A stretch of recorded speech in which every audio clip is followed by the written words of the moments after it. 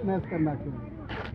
તો એ જ્યારે પાછો આવતો હતો કોણ ખોખરી જહાજ એટલે પાકિસ્તાનનું જો એક સબમરીન હતી જેનું નામ હતું PNS હેંગોર એ હંતાઈને છુપાઈને પાણીની અંદર બેહી રહેલું અને ખોખરી જહાજ ઉપર એને તારપીડો અટેક કરી એટલે તારપીડો અટેક કરી એટલે ખોખરી જહાજ જે આપણી હતી એ પાણીમાં ડૂબી ગઈ.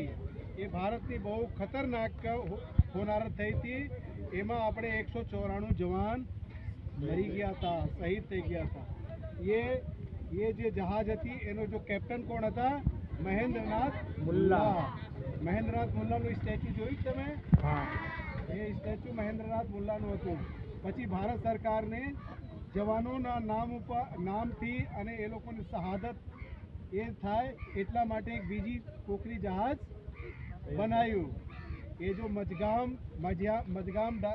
ડોકયાર્ડ છે ત્યાં આગળ એ જે નવી જે જહાજ છે 1989 એટલે 1989માં આ જહાજ બનીને તૈયાર થઈ ગઈ અને એ ભારત એ નેવીમાં 1989માં એ પાછો ફરી કમિશન કરવામાં આવ્યું અને 1989થી 2021 સુધી એટલે આખો 32 વર્ષ એને નેવીમાં સર્વિસ કરી, નૌકાદળમાં સર્વિસ કરીને પછી જ્યારે રિટાયર થઈ 2021માં તો અહીંની જે દીવ ગવર્મેન્ટ ભારત સરકારને એમ કીધું તમે એ જહાજને કેમ કે જહાજ જ્યારે રિટાયર થાય ડીકમિશન થાય પછી એને તોડી નાખવાનું હોય છે, ડિસમેન્ટલ કરી નાખવામાં આવે. ત્યારે દીવ ગવર્મેન્ટે શું કીધું કે તમે મને આપી દો એને તોડો નહીં, અહીં અમે છે ને સમુદ્રના કાંઠે મૂકી દેશો, એને રખરખાવ કરશો, એમાં અમારા દેશના કોનેથી મલકના લોકો આવશે અને એ નેવીમાં જે જહાજ છે એના બાબતમાં કંઈ જાણશે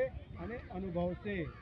કારણ કે જે વ્યક્તિનું સેનામાં કામ કરતા હોય જેનો સગાવાલા એ લોકોને તો ચાન્સ મળે છે જોવા માટે, પણ જેનું ઘરમાં કોઈ પર નોકરી નથી કરતા એના માટે કોઈ નેવીને જહાજ જોવા માટે કોઈ મોકો મળતો નથી. તો તમારા લોકોને આ એક જાતનો મોકા હતો. આ રીતે તમે જોયા અને દેશના પ્રતિ એમાંથી કોણ સેનામાં જવા માટે તૈયાર છે? હાથ ઊંચા કરો. જો પહેલાં શું હતું? પહેલાં સેનામાં જવા માટે કેવલ પુરુષ જતા હતા, છોકરાઓની ભરતી થતી હતી. હવે એવું કોઈ છે જ નથી. હવે છોકરીઓ પણ જઈ શકે છે, સ્ત્રી પણ સેવા કરી શકે છે, એટલે એવો કોઈ ભેદભાવ નથી અને છોકરાઓ કરતાં છોકરીઓ કોઈ જાતનું કમી નથી, બધા એક બરાબર છે. કવિતા તિવારીનું એક કવિતા છે કે जिम्मेदारियों बोझ परिवार पे पड़ा तो जिम्मेदारियों का बोझ परिवार पे पड़ा तो ऑटो रिक्शा ट्रेन भी चलाने लगी बेटियां. सुना आसमान में विमान भी उड़ाने लगी बेटियां. એટલે बेटा बेटी से कोई कम नहीं है. भारत माता की जय. बराबर છે ને?